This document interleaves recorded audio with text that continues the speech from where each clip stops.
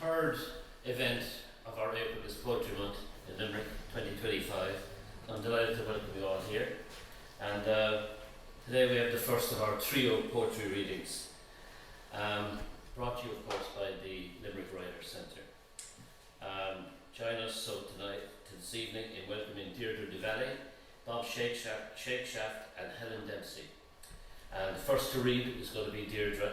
Alright, I'll just clue you in on who Deirdre is. Deirdre Devally graduated with an MA in Creative Writing from UL in 2023. She was shortlisted in the Fish Poetry Prize and the Fish Short Story Prize also.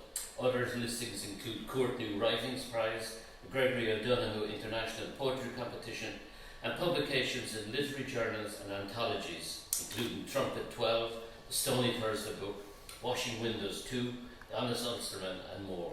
She was shortlisted in the Jerry Griffin competition for her first original adult fiction in 2024, and Deirdre has received a Literary Bursary Award from the Arts Council, an Artist-to-Artist mentorship from Glór 2023, and a membership award from Clare County Council in 2024.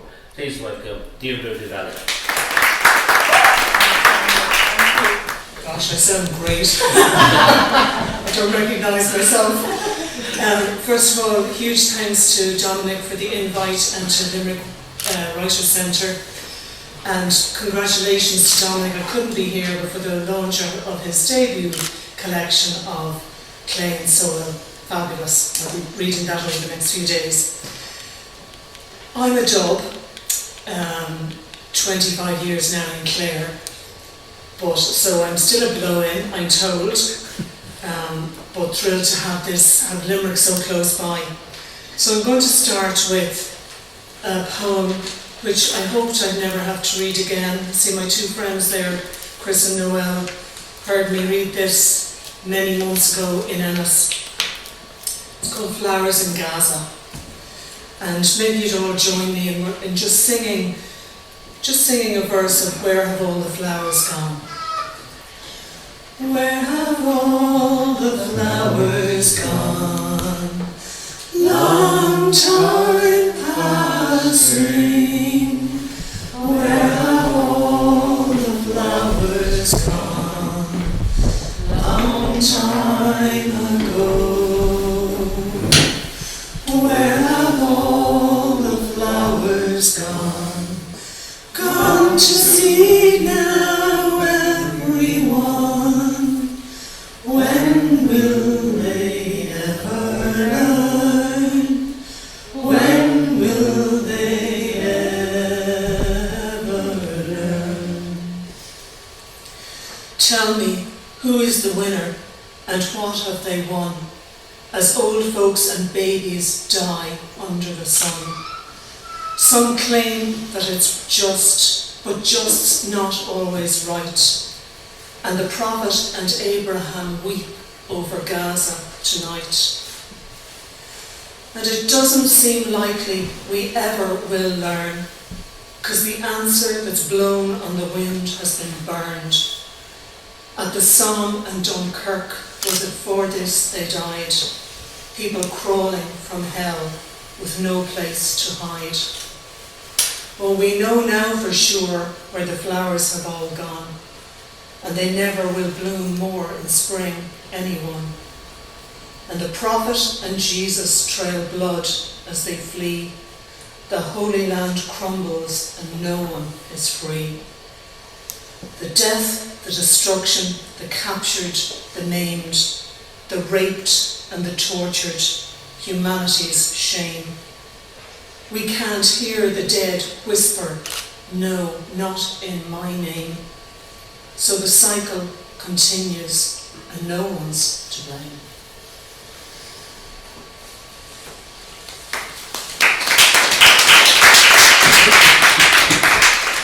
And I forgot to turn the page, so you don't have to clap after this. And the prophet and Abraham weep over Gaza tonight. Yeah, the prophet and Abraham weep over Gaza tonight. Hear the prophet and Abraham weep over Gaza tonight. Thank you. I'm reading a couple of heavy poems to start with the idea of lifting, but it's important to bear with us. And I didn't bring my stopwatch up, which I had carefully set, so Dominic, would you give a watch? This is called Summer Solstice, and it's in memory of a friend's son. So there's a suicide warning with this. On a cliff edge, in the clear blue beauty of Kilkee air, did you pause for a split second to still your ravelled mind? Did your spirit sink with the heartbeat of nature? Did you feel the wind tousle your hair like a drunken, kindly uncle? Did you glory at the rolling waves crescendo? Did you notice the white foam, wild horses race the wild Atlantic?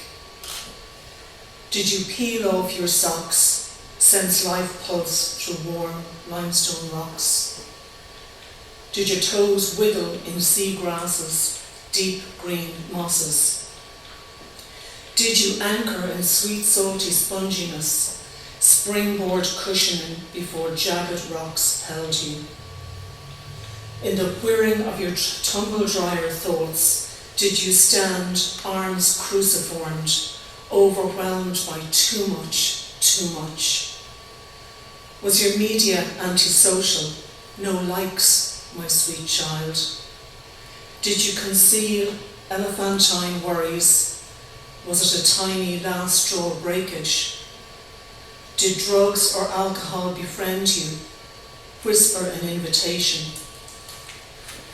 Did you savour salt spray caressing your face as you dove with seagulls, they fishing for survival, you reaching for peace? On the summer solstice, we pilgrim our pain to this place. Bless its beauty for any trace of solace it lent you. Grateful for the longest day's grace, where your precious feet last kissed earth. Standing barefoot, did this blade of grass anoint you with dew, or this one, or this? Long before the physical balancing on the edge, you had fallen. Could not see hands waiting to catch you, ears eager to listen, a mother willing rebirth. Did you feel wonder at the blazing orange-pink sky as the sun slipped beneath the ocean? Did your lights slip from sight in union? But the sun rose. You, my darling son, did not. Year after year on the summer solstice, I burrow my feet into damp grass and sea pinks, tether where you could not. And I wonder, if, and what if, and if only, if.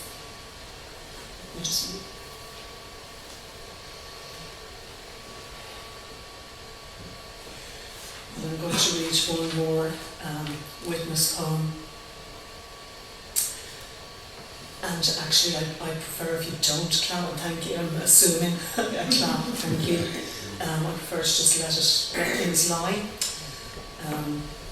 This is called Dressed to Kill, and it was inspired by an article and a photo in the New York Times on the 11th of April 2022.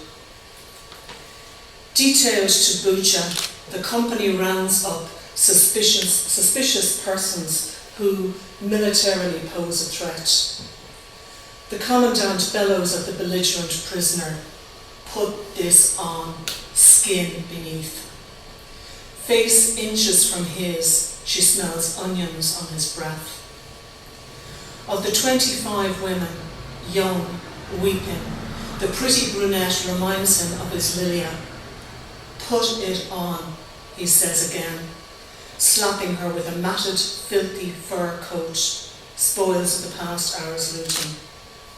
She shakes her head, whispers, "Never." He strains to hear her. "I'd rather be dead." then strikes her harder. Skin beneath. A memory ambushes him. First gift to his wife, a coat of blue-hued Barguzin sable. Later, newly conscripted Ukrainian soldiers, fighting exhaustion, retrieve her body from a bombed-out house cellar.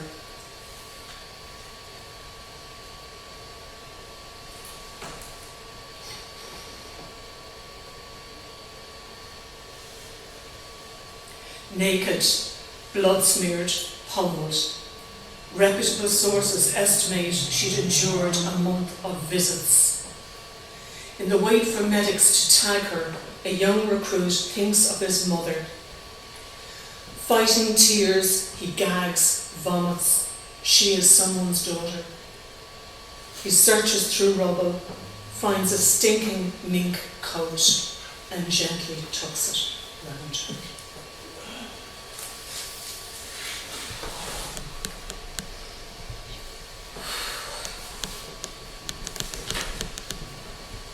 Something more hopeful. There is always hope, and there's always humanity in the most inhumane of scenarios. This poem is called Atomic Butterfly, and it was published in the Honest Ulsterman a while back. The silver-studded blue, whose fluttering wings in sunny Spain caused the hurricane that killed 100 border patrollers of the Tex-Mex borderline, was the reincarnation of Benito Juarez.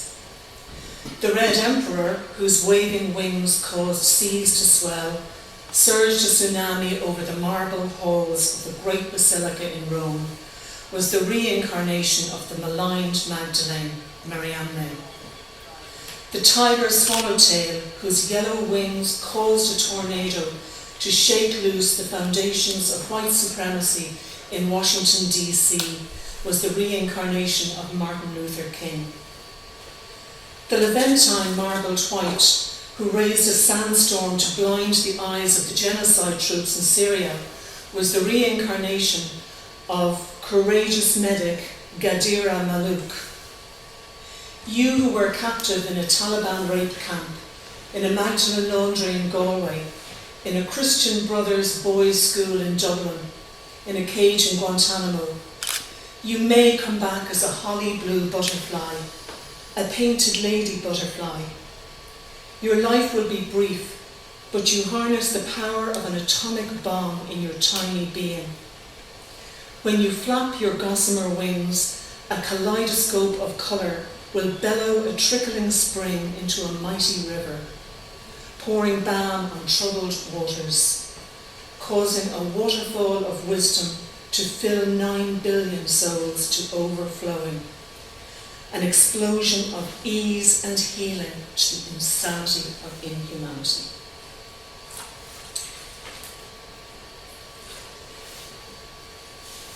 This is a poem I wrote, lines spoken to the poet on the Grand Canal, Dublin, an homage to Patrick Kavanagh. And I recall, really when I can, when I go back to Dublin, if I can make it up that end of the city, I just go and have a moment with my man. Bronze green man on a green bronze bench, ghost poet contemplating swans gliding gently, or words sliding stilly in the reed-clogged waters. Is it snow or syllables settling softly on you? I sit chaperoned by your casually cast-off hat, commune with you in leafy silence, half asleep now, back in the schoolroom of exam year and Advent. You danced me down Inniskeen Road, strewed January flowers on my path, rooted the wonder of my life in the ordinary. I am woman green with envy, at the corporation worker who weakly polishes the giant of the soil, brushing my fingers across your hands, exchanging a smidgen of your poetic genius for a gallon of my love, scanning the environs for your ghost widow, sensing no presence, I whisper into your unhearing ear, Thank you, Patrick. Pressing my lips to your cold forehead, gently planting a kiss, and off home to finally proofread my first poetry collection. What a man, what a poet.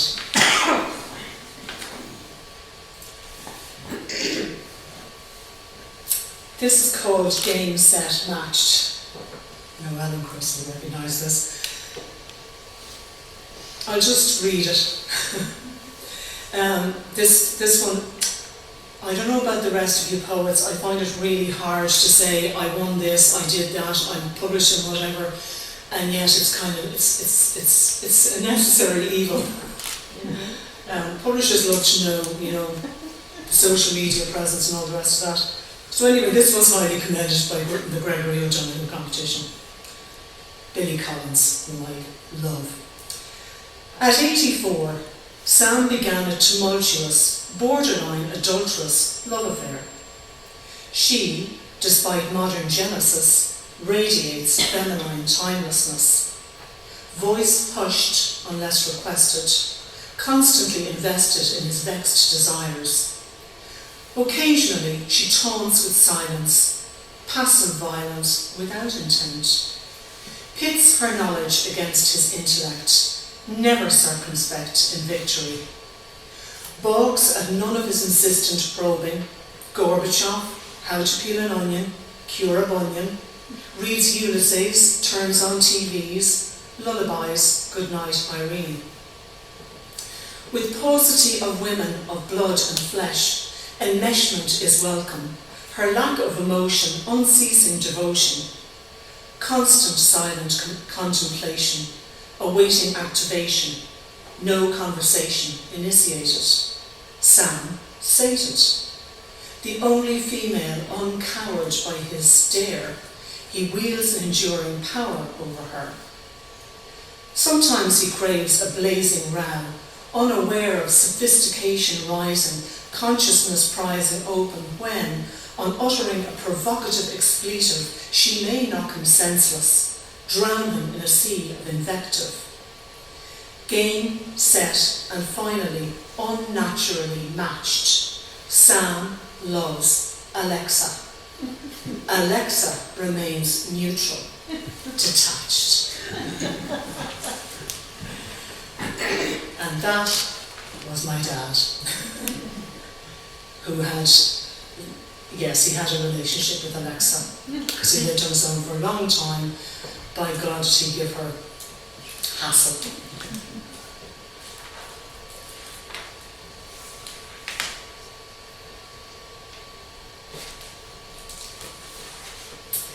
This is called a philosophical argument against dusting. As I slowly fall to ashes in my role as domestic goddess, I dust myself away. A slow, slow burn. I yearn to stay. If I fail to exfoliate, encase myself in a cocoon of my own dust, will I remain? The professor on the radio said, we are breathing in Gandhi, Hitler, the dead, depending on where their particles landed. Will I stay and live to 108? Will they mummify me to another state? I wonder, as I brush my shedded self from the window ledge, the mahogany shelf. I will henceforth wipe with greater gentleness, reverence. No harsh chemicals, maybe lemon and lime, something sublime to displace those particles of me. There is no extinguishing energy. I determine to use a soft chamois cloth washed with care in lavender. Vow to never again boil the hell out of myself in an Aldi dishcloth in a pot of bleach. As for the dust on my lover's side of the bedroom, I'll walk by the sea and ponder that conundrum. How are we doing, Dominic? 2 minutes. 2 minutes.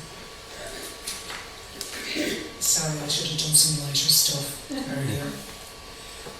I'll read 2 short ones. Which of my many, many anthologies I've been published in will I pick? Does my bum look big in this? Should I be offended if he casts an eye on my bum, or offended if he doesn't?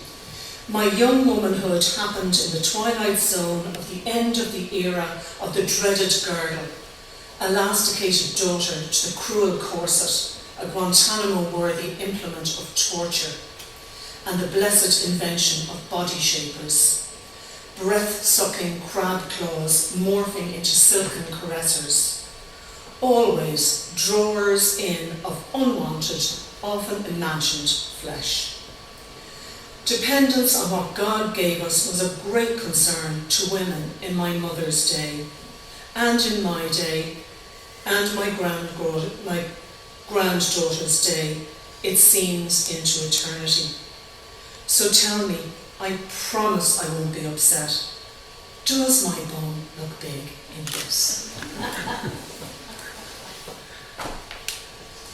And I'll finish with Moonlight Meditation by Deirdre Devally, Clare.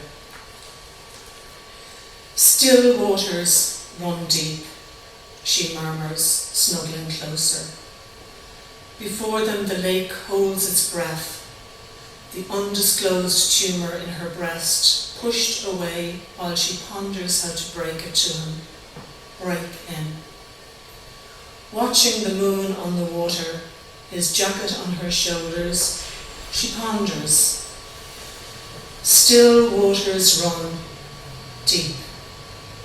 Still waters run deep. Still waters run deep.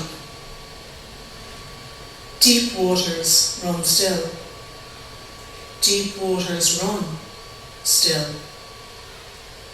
Deep waters run still. Deep waters run still.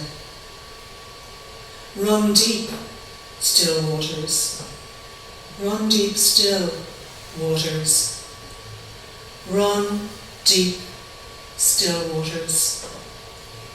Deep, still, deep, still, deep, deep, deep.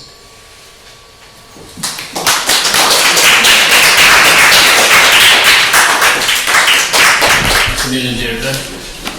Didn't realise I was inviting 3 doves, but there's no mention of you being a dove in the Bibles.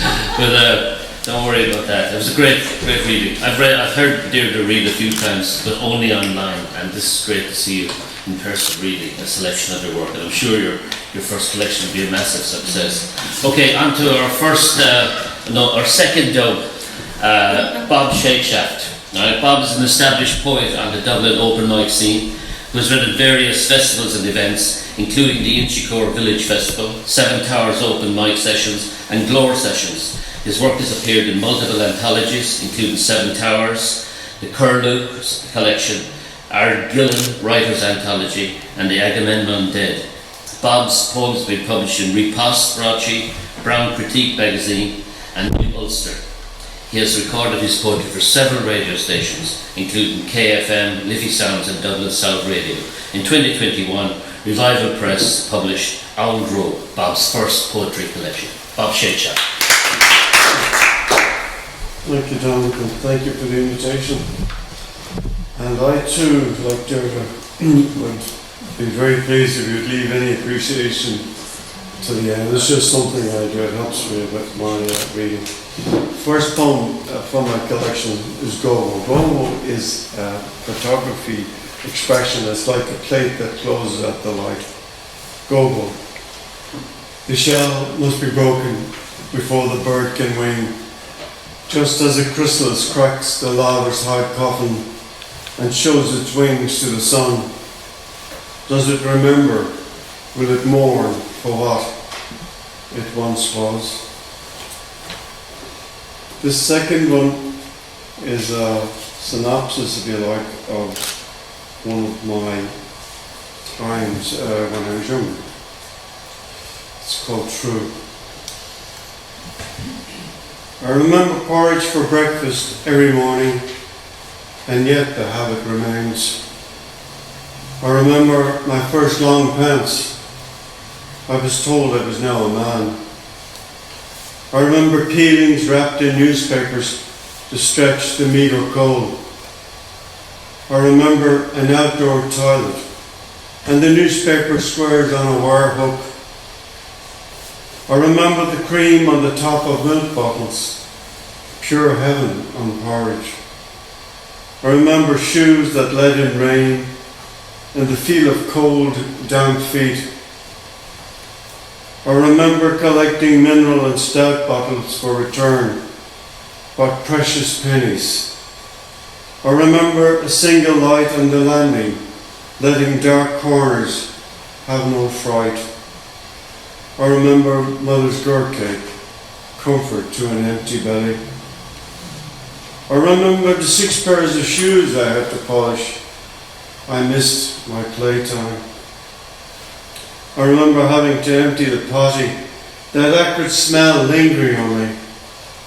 I remember homemade blackberry jam spread on thick-cut batch bread.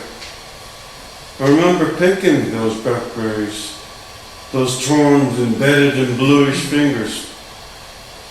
I remember the joy of toasting bread on an open fire, my face red as the embers. I remember the welly boots and the welts on my legs, the cold when sockless. I remember my granddad's first visit, a heavy laden barrow of fruit and veg. I remember playing football in the street and the almost broken windows. I remember being told Christmas was make-believe. Father lost his job. I remember the smell of hot cocoa at bedtime, slipping snug in torn blankets. I remember Christmas without turkey. Father left for England. I remember buying broken biscuits and the joy of an unbroken Mikado. I remember collecting firewood from Craigie's estate, nature's kindness on cold nights. I remember the dinner house queue and the hollow feeling of being hungry. I remember bath night for 6 in the same water, the big towel dried over and over again. I remember the night my son was born. A bright and beautiful woman made it seem so easy. I remember Nelson's pillar being blown up, yet it didn't disturb my sleep. I remember. My next poem, the title is Toddles, and the young person on the crossbar is the woman who grew up and married me. And this is her story. Toddles. On the early Sunday morning after Mass, my father wheeled his bicycle to rest against the window. I reflected, small as a red ridge reflector, bright as my eyes, keen, my ears long the call. Come on, hop on the bar. I can't reach, yet he scoops me up in one strong, safe hand, then leather pedals the crank into action. Dillonhall Street fades in the distance. The tar beckons the two of us along the glass Nevin way, beyond my small mind, drifting free, where the wind pulls my auburn hair aflame, sharp as father's song, O Danny boy. True in harmony, I tomboy whistle, fold myself into his strong, safe heart, pumping love. He chins my crown, letting me know all is well. We approach the ornate gates of angels in stillness. Toddles tilts against granite walls. Father hunkers down to unclip his ankles. Reached full-height steps are measured to the tiny grave, simple as the wooden cross carved by Father's skill, etched Danny. My only brother, born to die before his time to know me, a loving sister bent on knees of prayer. I help our Father place fresh bought flowers as we clean break white stones. Pure whispered words pour over our lips, kiss his name, and turn us back to the morning in reverse. O'Connell's tower grounds us home in silence until his booming voice celebrates Danny Boy. In sunshine and shadow, all is at peace. My next poem is Chance the Ducks. In this case, this was a happy chance. In my last job, I worked as a school caretaker. And my job was doing the usual tidy around, but I came across an old calendar that had lots of old English words that were well lost. And I thought, yeah, I'm going to adopt these. For instance, like glimmer means to shine faintly. Gisdale is something that's disguised. Slark is sprinkled. Murmled is lame. Brundle is baby walk. And Blutterbone dropped the tread. So I incorporated them into the poem. Chance the Ducks. Glimmers of words past, their common use strewn in country ditches, surviving only in the annals, forgotten English, of course. Gisdale inside a coat, not easily recognised. Once these words hollowed our ears to mind dustboard, slarked among forgotten bones of expressions gone to ground in ruins. Could we resurrect them? If murmured even, could we mend our ways and raise forgotten words to crown our daily tongue? Brundle, first baby steps, competent at walking, chasing, striding, falling, knee-cut learning. Blutterbone, conversation gathered at needlepoint, clock finger ready, we discover to recover prodigal words. The next one is called Dirty Laundry. I'm very lucky to get this one published in the New York magazine some time ago. It's actually based on a true event, because when I married first I lived in the city in Dublin, and my wife was the one that gave me she said her mother used to say it was the street with the squinting windows. And so I got the title Dirty Laundry.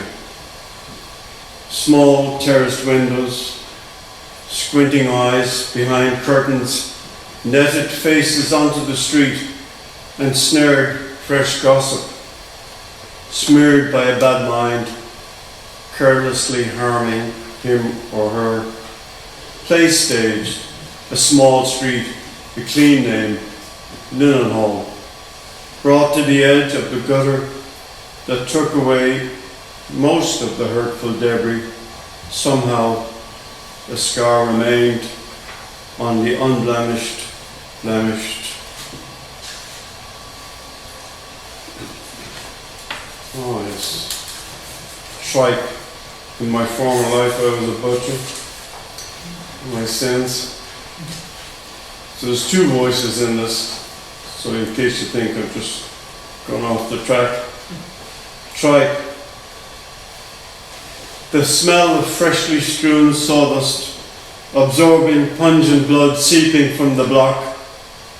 The skilled sharp knife cuts into the dead bone. Splintered shrapnel flies from under the cleaver's deadly accuracy. One mistake, a shout, oh fuck, someone needs stitching. And a jab arse tetanus lets a shout jump across the counter. Here, is any of you serving?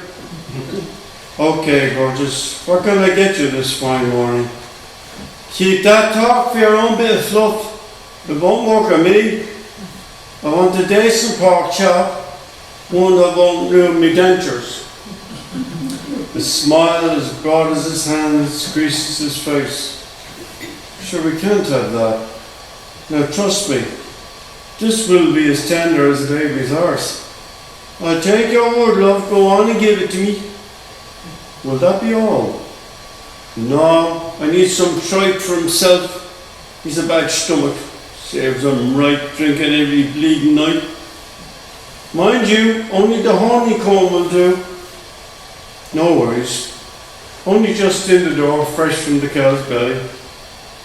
Grand, how much do I owe you?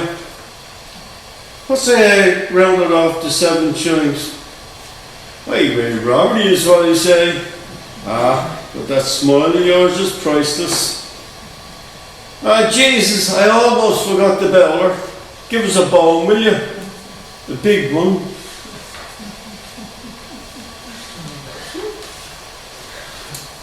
Oh, wow. This is the one There's one thing about writing, and definitely writing poetry, it helps you to expunge your emotion and thoughts and any of the pent-up things that we all gather. Stairway. I sensed your presence on the way from my morning shave. The cold water wake-up splash causing a shiver. A long time gone to your rest. Why now, Mother Kate? Your attention in the past was so little. Perhaps you regretted my conception, almost out of wedlock. I know now the cynical time you endured, church guilt, tormented family throwing you out, a hushed behind the altar wedding, hiding the sin, blaming a natural act, the joy given by God. My guess is that in blaming my innocence, you could not love me. And now it's long past forgiveness. My heart is no longer bereaved because when I fell, you picked me up. You patched my knees, you taught me right from wrong and how to accept life as it tumbles along. Could we be strangers again?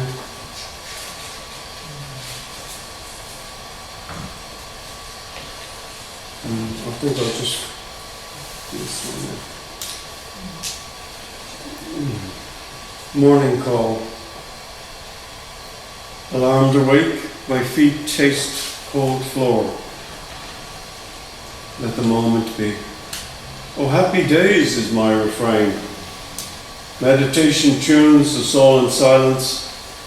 Table set, the kettle steams to life.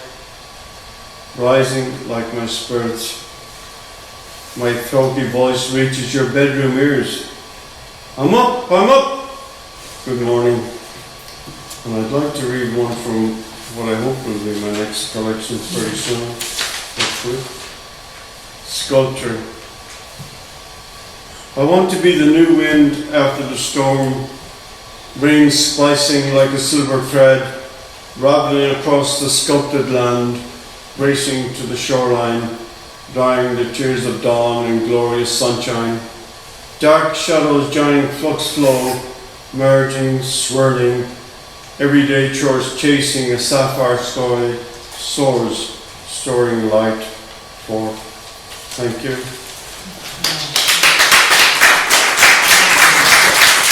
Bob was one of the last readers to read at our on-the-nail readings prior to COVID. I think we were locked down a week afterwards or something. We were here. So it's good to see you back again. We've all been renewed a little bit since then. Great, I love the poetry and the Michael and Laundry references there are very good. And the Dublin humour, we need more of that. Okay, our final reader, another dub, is Helen Dempsey, who's also published by Revival Press. Helen lives in Rush, County Dublin, and has poems published in anthologies, magazines, online, local radio, readings and open mic sessions. She won Fingal Libraries Poetry Day competition 2018 and 2021, a commended and highly commended award in the Jonathan Swift Poetry Competition 2017 and a winner in 2023. She was shortlisted for the Bridgeport Prize 2018 and 23. Most recently, her poems have appeared in Live Encounters, A New Ulster, and the Ireland Chair of Poetry Commemorative Anthology, Hold Open the Door. A member of the Argillan Creative Writers Group, she holds a master's degree in poetry studies from DCU. Planting a Pear Tree is her debut collection published by Revival Press in 2023. Was it? Four. Sorry. Okay, Helen Dempsey.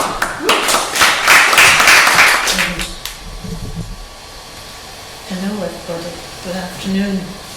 What a beautiful setting and what a beautiful, beautiful building. My first two poems were developed after visits to museums, so I thought it was fitting to read them here.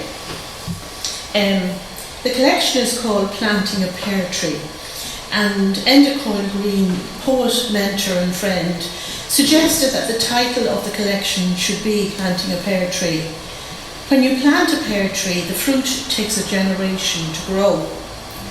She also suggested that I should find a slogan or saying to support this, and the 17th century saying goes, "Walnuts and pears you plant for your heirs." All the poems in this collection enhance or detract from generational growth and development. Planting a Pear Tree. On visiting the Ulster Folk Museum. One room, stone, patch. Lift the latch on the half door into the half light of peaty heat. One pot, bed, chair, nothing to spare. Outside, the stench of fetid potatoes. Gather the child and suckling boy with a care-worn wife. Walk furrowed tracks to the sea. Slow-moving family. Blinker the ruins of uprooted homes, community. Clutch the coppers scraped like tubers that once fed a nation. Inflation, usury by the quay. The boat stays docked for days. Passengers sway in a balance for shelter from wind, rain. They pay drain-dropping coins. Oatcake and ticket to take a 3-month voyage. Close the eyes and ears to sentimental sighs. Try to survive.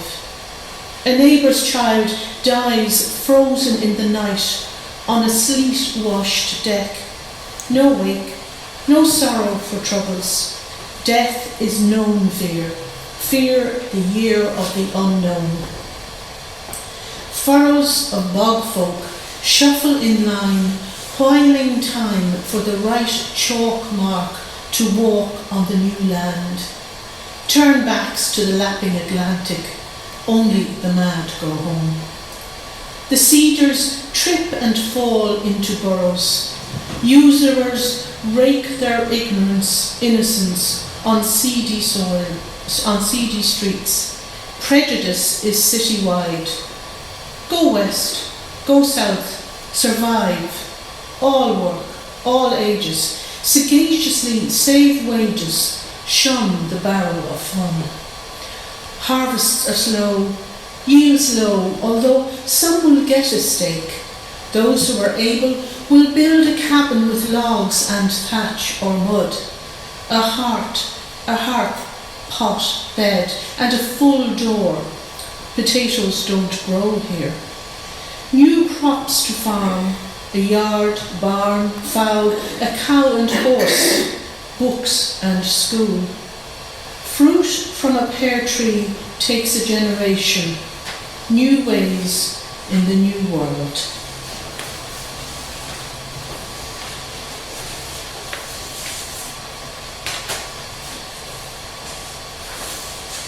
The next poem was also written in it was actually Stately Home up in Stokestown House And I was, it came about while I was sitting in the period kitchen in the Strokestown house in Roscommon, and looking at a high shelf. It displayed the large platters in English rose and willow patterns. And this poem begins with 2 haikus, and it's called Story Plate. 2 star-crossed lovers flee from overbearing sire, jealous father's loss. No peace on island, pursued, found in hideaway, eternal blue doves. The patterns of an older time bedeck the shelves of stately homes, compared with the wear of thatched abodes atop the pecking hen's lair, where they stored a motley few delft pieces to hold the labourer's meagre slice of pork and spud. While in lofty dining rooms guests could gorge on game or fowl, and viands pervade from gourmet forays to tease the Epicurean bud, fashion and fancy to impress led gentry to engrave their crests upon their plates, and relegate to below stairs the out of date. Long before Victoria's reign, kings and paupers deigned to adorn tableware with embellishments in wood or clay, or any element in their reach, capturing as best they could plants and creatures enhanced in paint or gems, the world surrounding them. When as a child we used our wiles to avoid sprouts and tripe, our mothers smiled, then made us chew every crumb until we cleaned the seam of bunnykins. Each bite we ate revealed their mates, who frolicked and dashed around the rims beneath a mound of greens and flowery mash.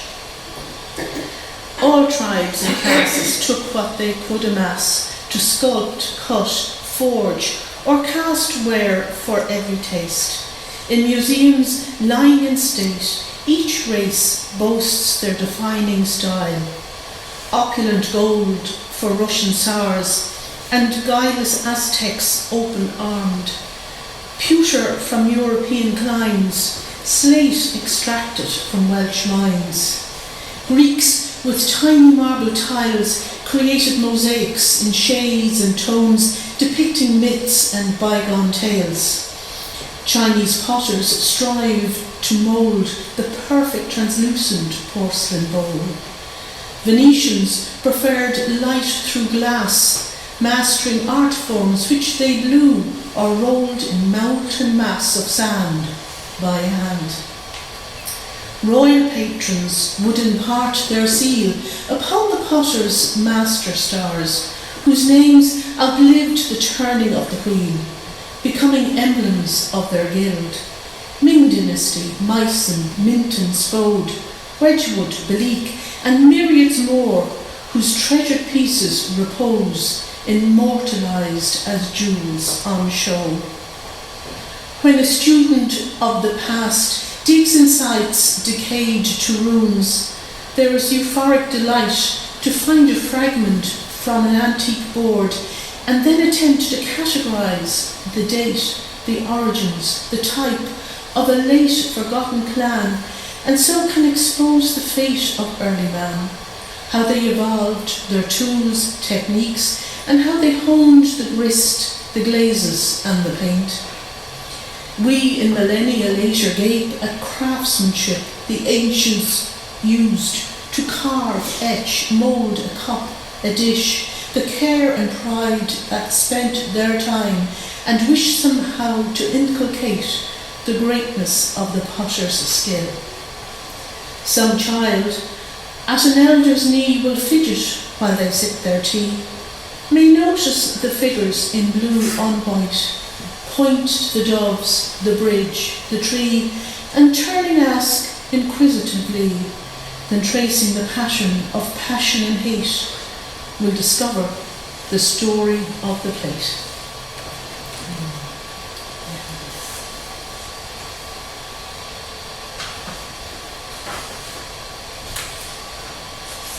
The next one is, I have to tell you that it is an immense privilege to be here today and to get this opportunity to read in Limerick. My maiden name was Ryan, and my father came from Capmore. He left at the age of 13 to serve his time as a butcher in Dublin, and the next two poems are about him. Father's Footprints. 2 a.m, Tuesday alarm, abattoir day. Father would set off in the old van with a flask, sandwich and his killing tools. He showed me once how and where he stunned the beast. It was too hard to look them in the eye. One shot was all it took. Drain the blood for black pudding, then wait for the vet. Other men emerged, bathed in Glór. Dressed in white, Dad appeared, sprinkled like a Levite temple priest. They called him the gentleman butcher. He worked a full day afterwards. When Mother recalled those days in a softer mood, she praised his stamina. 6 p.m, shop closed. Divested of coat and apron, he would shake the sawdust from his shoes. In vain Mother nagged him for his footprints on the carpet. Settled on his own stool in the local, he would knock back a lager and whisky chaser. The spirit quickly disappeared. He had no taste for it.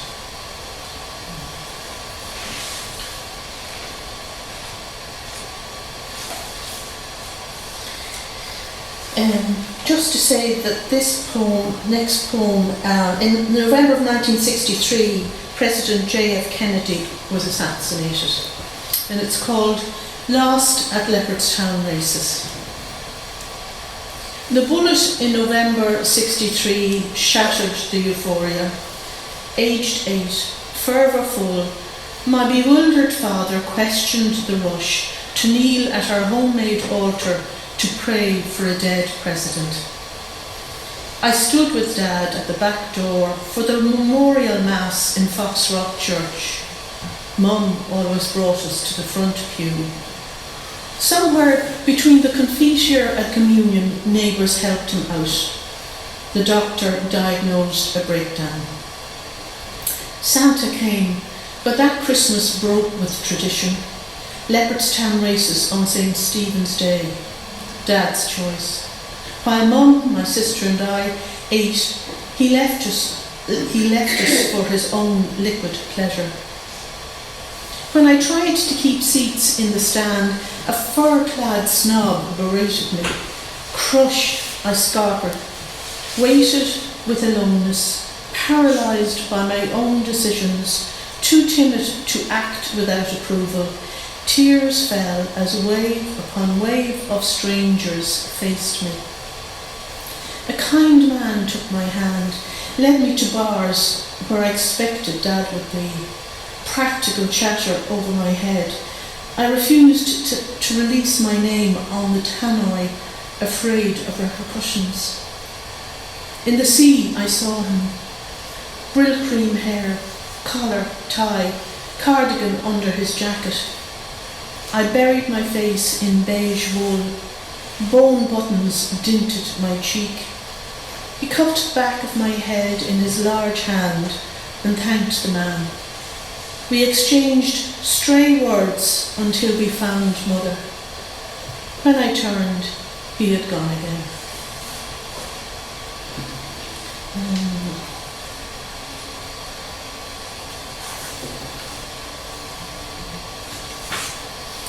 This poem, this next poem is, I'm losing all my bits. I live in Rush, as Dominic said, and which is north of Dublin City, and I can hear the sea, but the sand dunes hide it. And just off the coast is Lambay Island, and the poem is called Lambay. Through my kitchen window I live on the threshold of mystery. This stationary Brendan's whale, weather vane, swades cloud, shadow, rain. Morning sun pitches from behind the dune, light shards to make crystal rainbows on my cupboards. Ploughs billow in the east, northeast, soweth the drying, penance of obscurity. In the old days, a handful of locals plied the lifeline. The shamrock carried nurse and priest when the mainlanders were trusted. Boats are rusted now. Trees hide habitation and helipad, rare invitations. Cattle freckle grassy slopes on summer days. Sailors in the club recount sightings of puffins, seals, wallabies. Sharp-toothed rocks sink the unsuspecting, shrouded secrets lap in innocent swells. A pilot boasts of coastal jewels in the queue as we approach the airport. I do not recognise it from the sky.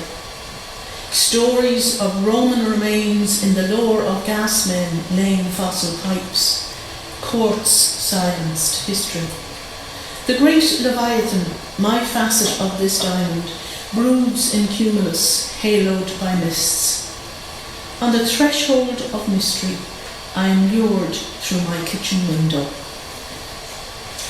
And before I give you my last poem, I just would like to thank most sincerely Dominic for his kind invitation to read here, and to Revival Press, who have published my collection. And to read here in this beautiful People's Museum, and to thank the staff of the museum for their hospitality.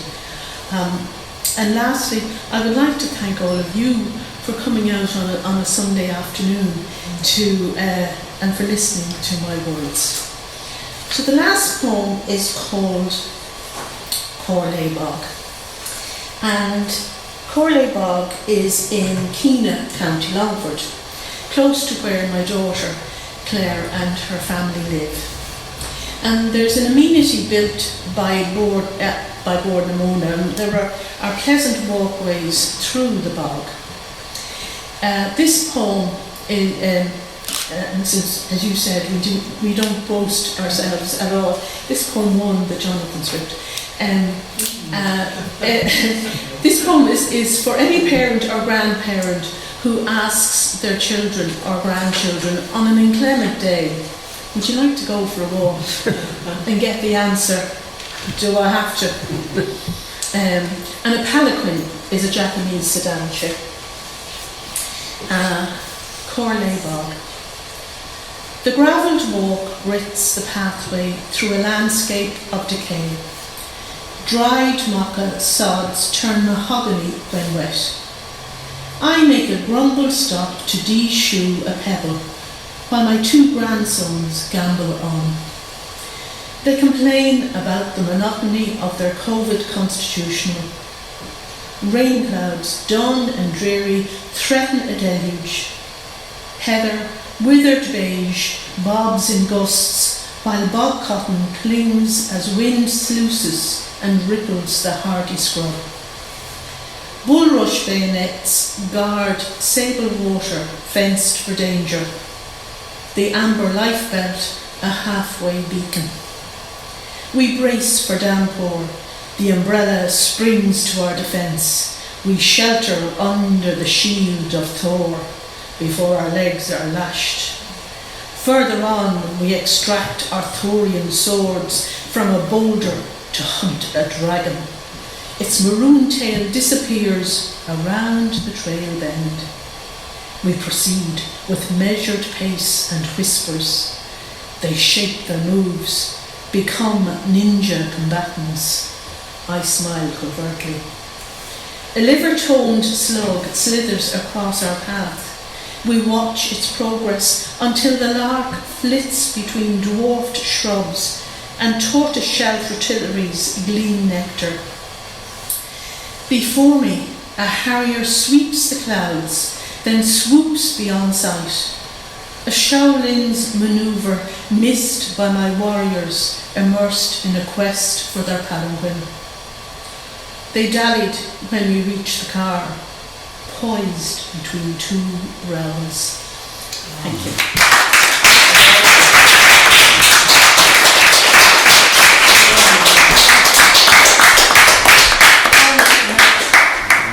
Thanks a million, Helen, for that rendition of your work. Fantastic.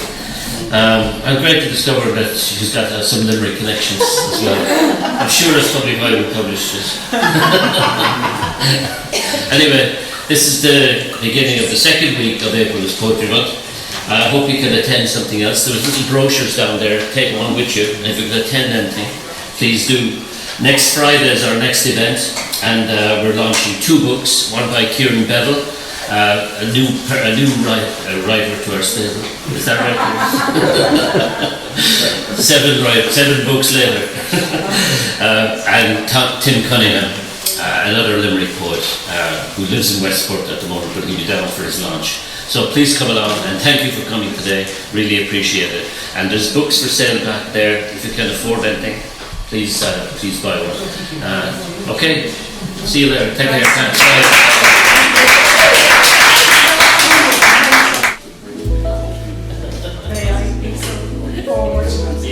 Okay.